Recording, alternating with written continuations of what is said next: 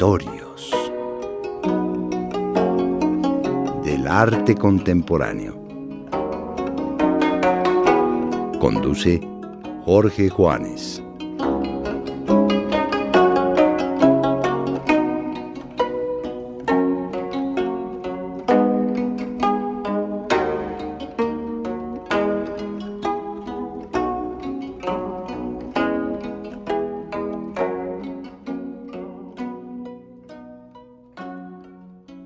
Bueno, para entender la condición del moderno, creo que tenemos que dar un rodeo sintético, por supuesto, puesto que el tiempo del programa no permite ir más lejos.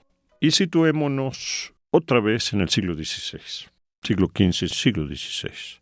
Todo el mundo ha oído hablar del sistema copernicano, del desplazamiento, o lo que es lo mismo, ¿verdad?, del desplazamiento del sistema tolemaico, geocéntrico, por el heliocentrismo.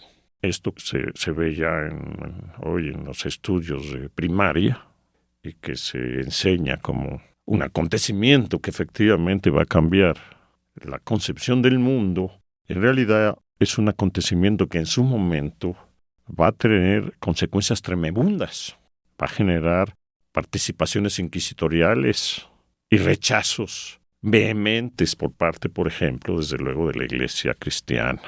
El libro más importante de Copérnico sobre las revoluciones de las órbitas celestres de 1543, un libro publicado un poco antes de morir Copérnico, ¿no?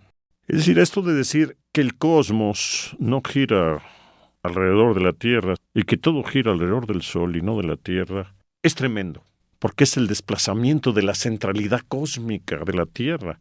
Y por tanto, el reconocimiento de que el hombre, hecho imagen y semejanza de Dios, no habita en el centro del cosmos.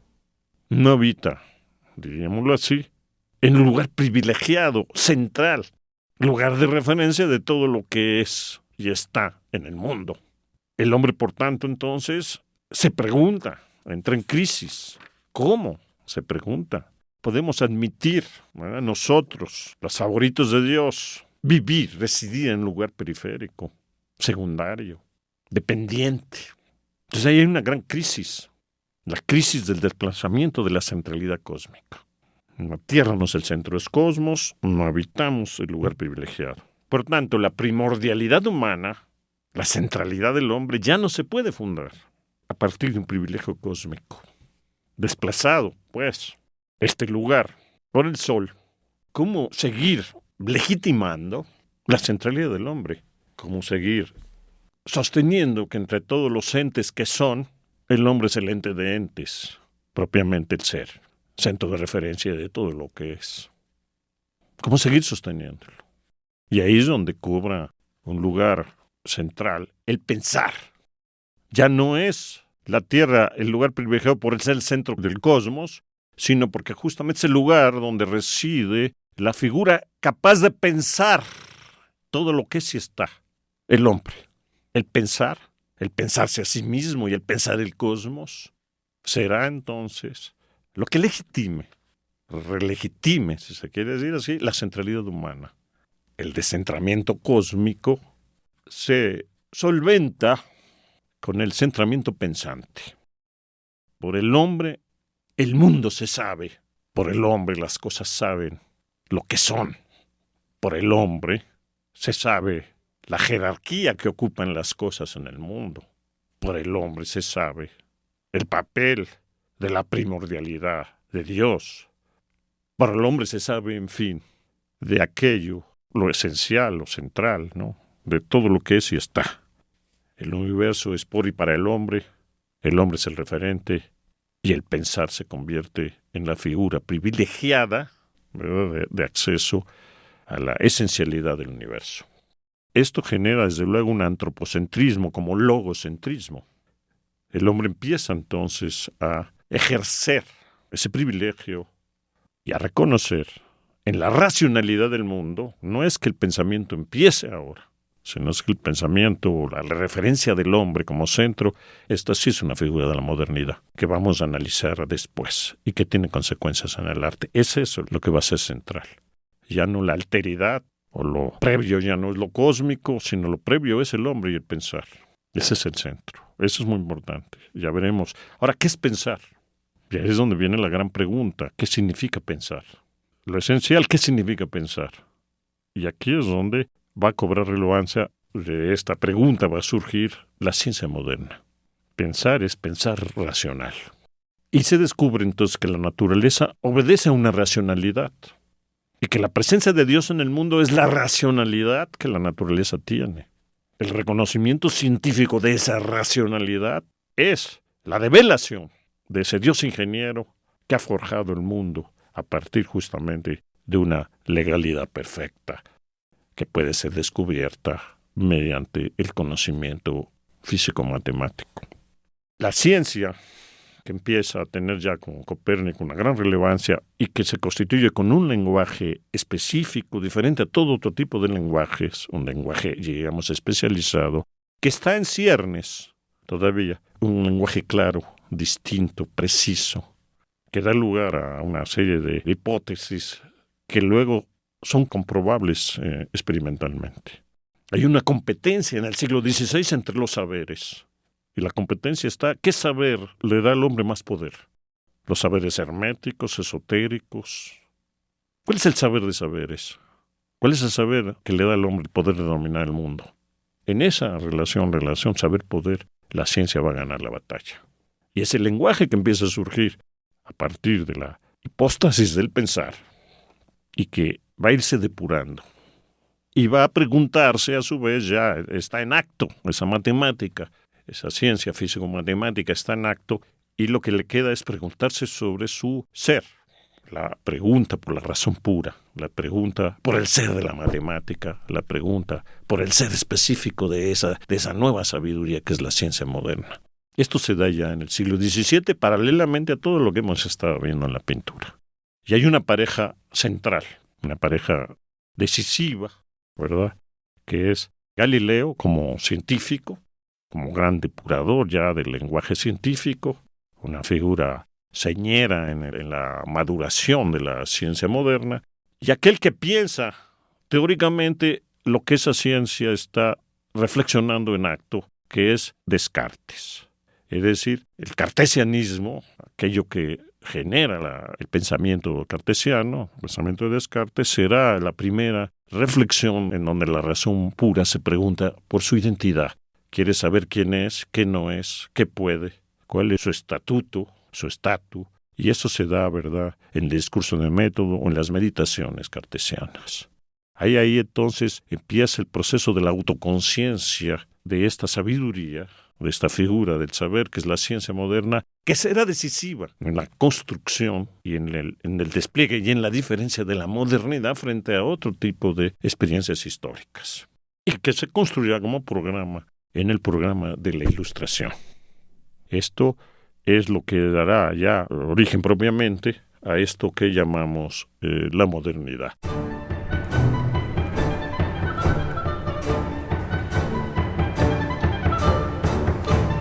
Busque el enlace en nuestra página web www.radioeducacion.edu.mx. Ahí encontrará reproducciones de pinturas, recomendaciones bibliográficas y otras sugerencias en torno al arte.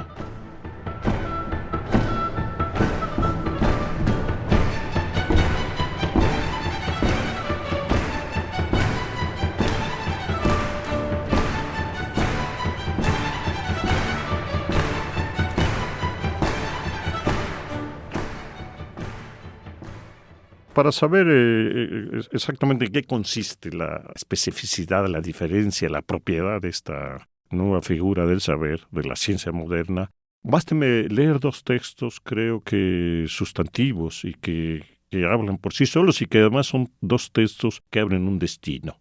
Es fantástico como pensador, puede en unas palabras generar un pensamiento de largo alcance, de un largo alcance histórico, de todo un destino, abrir todo un destino. El primer texto es de Galileo, del ensayador de Galileo, que dice así: La filosofía está escrita en este vasto libro abierto permanentemente ante nuestros ojos. Me refiero al universo. Pero no puede ser leído hasta que hayamos aprendido la lengua de los signos en que está escrito. Este libro está escrito en lenguaje matemático, y las letras son los triángulos, círculos y otras figuras geométricas, sin los cuales es humanamente imposible entender una sola palabra, y se anda perdido por un oscuro laberinto. Es clarísimo esta relevancia ya, este lugar que tiene la matemática, pero ahora la matemática como conocimiento científico, no la matemática en un sentido pitagórico, la matemática que tiene una connotación mistérica, la matemática esclarecida como voluntad, llamémosle así, de un pensamiento claro y distinto científico. La otra frase es del que hace, precisamente del que nos dice cuál es el ser de eso que se llama la matemática, que es una figura que responde al pensar puro. ¿Pero qué es el pensar puro? Y entonces leeré las meditaciones de Descartes. En la primera meditación encontramos esto. Pensaré que el cielo, el aire, la tierra, los colores, las figuras, los sonidos y todas las cosas exteriores que vemos no son sino ilusiones y engaños de los que se sirve el genio maligno para sorprender mi credulidad. Me consideraré a mí mismo como carente de manos, de ojos, de carne y de sangre, como falto de todos los sentidos. Y en la tercera meditación dice: cerraré ahora los ojos, me taparé los oídos, dejaré de hacer uso de los sentidos, borraré inclusive de mi pensamiento las imágenes de las cosas corporales, o, al menos, ya que esto es casi imposible, las tendré por vanas y falsas. Y atisbando atentamente mi interior, intentaré conocer y familiarizarme poco a poco conmigo. Lo que vemos aquí, ¿verdad?, es que el pensamiento científico es un pensamiento descualificado, abstracto-conceptual, una reducción abstracto-conceptual que solo acepta justamente lo conceptualizable y al que no le interesa la cualidad. Pero no solo eso, si vemos también aquí, en esta frase, en este pasaje cartesiano, que se prolonga aquí la condena platónico-cristiana a la corporeidad y a la física del mundo. Se habla engaños de los que se sirve el genio maligno. El cuerpo es el mal. El cuerpo, las pasiones, los sentidos, los deseos, de todo eso hay que prescindir. Hay que prescindir del color de la naturaleza, hay que prescindir del cielo, del azul del cielo, hay que prescindir de la física del mundo, hay que prescindir de todo aquello que no acepta ser reducido abstracto-conceptualmente y matemáticamente. Esta descualificación del mundo es la condición justamente de la razón pura y es la condición de la existencia de algo como la matemática. Entonces aquí lo que vemos, y voy a usar una palabra un poco pedante, pero que me parece terriblemente precisa, es una consideración ontofóbica, fobia a lo óntico, y sensualofóbica, o cuerpofóbica si se quiere. Es decir, es un desdén a la corporeidad y un desdén a la física del mundo. Precisamente porque eso no importa en la reducción científica, en la reducción matemática. Lo que hay que desprenderse para el conocimiento racional, para el conocimiento científico indubitable, para la certeza, es justamente de aquello que tienta, fascina, desvía, pervierte, que es justamente irresistible, dice tentación del genio maligno. Todo aquello que nos asedia, que nos acecha, es como las tentaciones de San Antonio en el cristianismo. Estamos acechados por los genios malignos, estamos acechados por los deseos, estamos acechados por la fascinación del mundo, estamos acechados por lo que nos desvía, por lo que nos saca de quicio, por lo que nos saca precisamente de plantarnos de un modo sobrio, racional, seguro y dominador sobre el mundo. Y ahí es donde viene entonces el lema que marca la modernidad: hacernos amos y señores del mundo mediante el pensamiento matemático tecnocientífico, que será lo que genere la voluntad que preside la razón histórica moderna. O sea que el cuerpo entonces es lo caído, la parte maldita, la causa del error y del dolor, el deseo, el cuerpo. La causa de muerte es lo que perece, es lo efímero. Seguimos otra vez lo que se deteriora. Hay que entonces generar un saber trascendental a ese cuerpo, un saber universal, un saber que supere la finitud, que supere la precariedad existencial. Es decir, un saber justamente en donde yo me considero, repito, como carente de manos, de ojos, de carne y de sangre, como falto de todos los sentidos. Es decir, la transindividualidad que surge de esto. Es decir, si yo prescindo de todo esto, si yo prescindo de manos, ojos, carne y sangre, prescindo de mí mismo como ser singular, como ser finito. Y me tengo que remitir a un tercero superior a mí, que es lo que permitirá mi encuentro con los otros, que es justamente esa razón trascendental que se funda a partir de esta trascendencia. Lo que se llamará en filosofía el sujeto. El concepto de sujeto es precisamente algo que supera la existencia finita. Pero claro, si nosotros vemos esta frase, inmediatamente percibimos que es monstruosa, porque dime lo que eliminas en la teoría y te diré lo que eliminas en los hechos. Esto está bien como reducción científica, y quiero decir que aquí todavía esto se presenta como un saber que pone las condiciones de su posibilidad.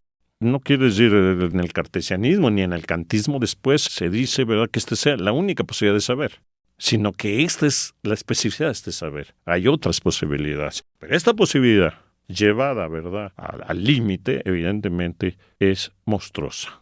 Y desde luego lo que puedo decir, y ahí es donde entra el problema del arte moderno, y ahí es donde podemos sentar nuestro territorio, es que los artistas no aceptan justamente esta reducción conceptual. Casi podría yo la voy a leer al revés. Casi diría que el arte lee al revés o plantea al revés la frase cartesiana. Pensaré que el cielo, el aire, la tierra, los colores, las figuras, los sonidos y todas las cosas de Dios que vemos es justamente lo fundamental. Es aquello a lo que nos debemos y es aquello que tenemos que acoger y a lo que tenemos que entregarnos. El arte dirá, me considero a mí mismo con 1000 manos, con una mirada abierta, intensa, una mirada que se deja atraer, ¿verdad?, por todo lo que acontece a su alrededor y dentro de sus circunstancias. Me consideré como un ser, como un cuerpo de carne. Me consideré como un ser deseante, como un ser que sueña, como un ser de imaginación, como un ser que tiene que poner en juego todos los sentidos y que tiene que potenciarlos. Es decir, como un ser finito, corporal, singular, específico, irreductible. Es decir, ahí ya hay un fundamento. El fundamento del arte será un fundamento precisamente, inequívocamente, polémico y discrepante de este fundamento ontofóbico, sensualofóbico.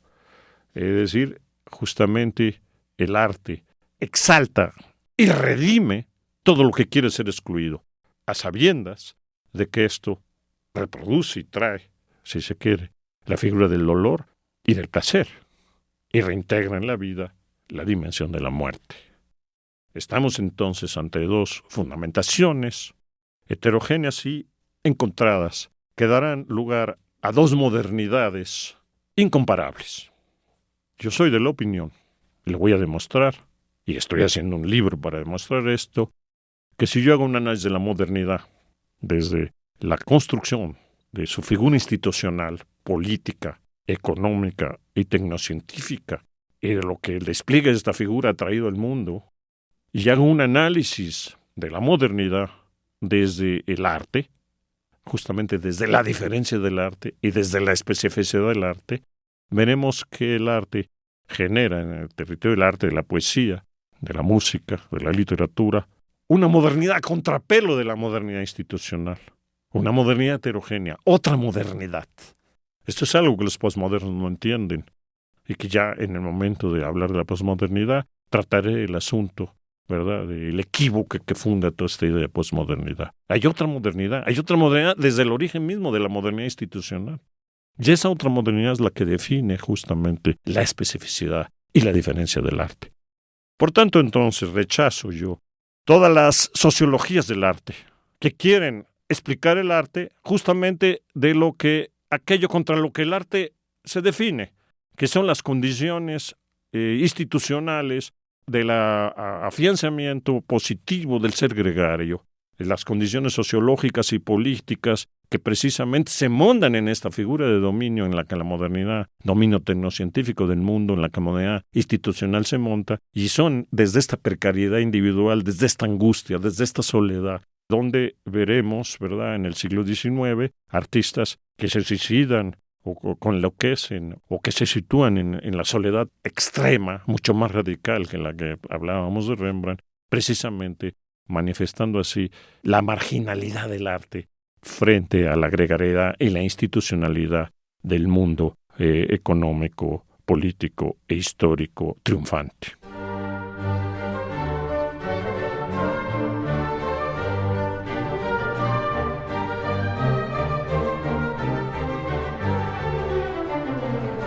Queremos saber qué piensa usted.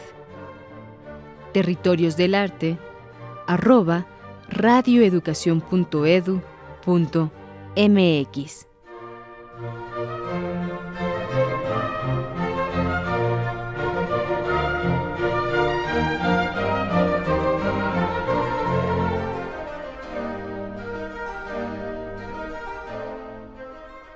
Este programa de modernidad sobre el que vamos a estar hablando ya en adelante todo el tiempo, y lo vamos a ir perfilando, evidentemente tiene su perfil de un modo muy claro, que la modernidad en este sentido político-institucional madura ya con la Ilustración.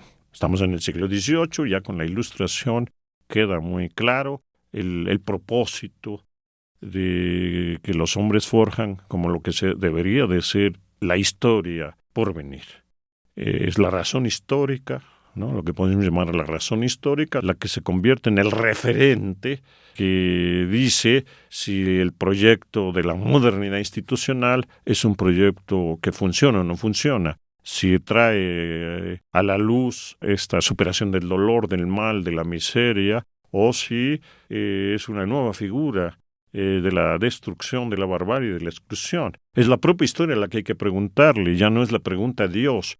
Estamos bajo la muerte de Dios ya en un mundo laico que tiene sus propias referencias, es autorreferencial, y es la historia, la construcción de la historia, o llevar el programa de la Ilustración como un programa que debe ser realizado por los hombres mismos, lo que genera ya la caída del mundo premoderno, el advenimiento de la burguesía, el advenimiento de la sociedad industrial, el movimiento de la economía como referente privilegiado de la constitución de lo social y las políticas justamente encaminadas a la realización de este proyecto que se presenta originalmente como un proyecto que busca el progreso y el bienestar. En Adam Smith hay una frase donde dice: el más pobre de los europeos terminará siendo más rico que el más rico de los reyes africanos. Hay un gran optimismo en este origen de la modernidad, un optimismo que pronto mostrará, ¿verdad?, que esas fórmulas de la modernidad que parecían salvíficas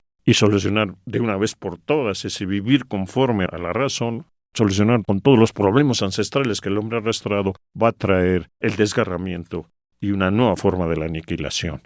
Y esto lleva, por parte del arte, precisamente a las dudas sobre esas fórmulas y a las dudas sobre los cimientos en que se monta esa modernidad institucional. Repito, a una modernidad contrapelo, que la vamos a examinar a partir de la próxima sesión, examinando puntualmente a los artistas, y también veremos cómo este mundo oficial tiene un arte oficial que es el arte de las academias, el neoclasicismo, pero que ese arte oficial será un arte contestado desde el arte marginal.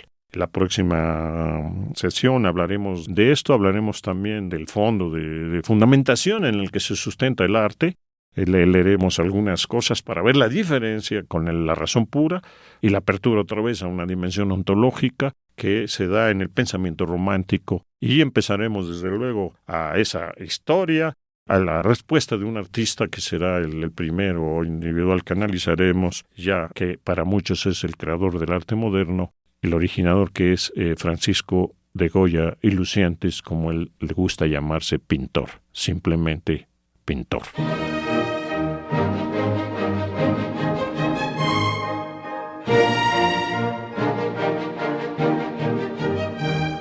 Para mayor información de este tema, le sugerimos consultar los libros La aventura de la razón, de Eduardo Bello. Meditaciones metafísicas de Descartes. En torno a Galileo de Ortega y Gasset. La filosofía de Descartes y la fundación del pensamiento moderno, de varios autores, en editorial Sociedad Castellano Leonesa de Filosofía. La bibliografía completa utilizada para este programa la encuentra en www.radioeducacion.edu.mx. Territorios del arte contemporáneo.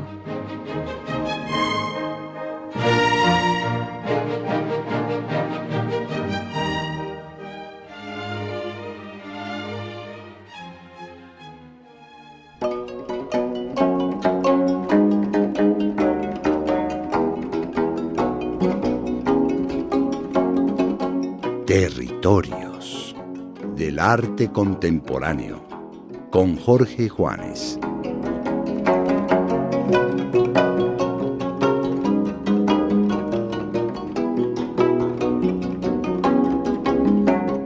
Este programa es una coproducción del Instituto Nacional de Bellas Artes y Radio Educación.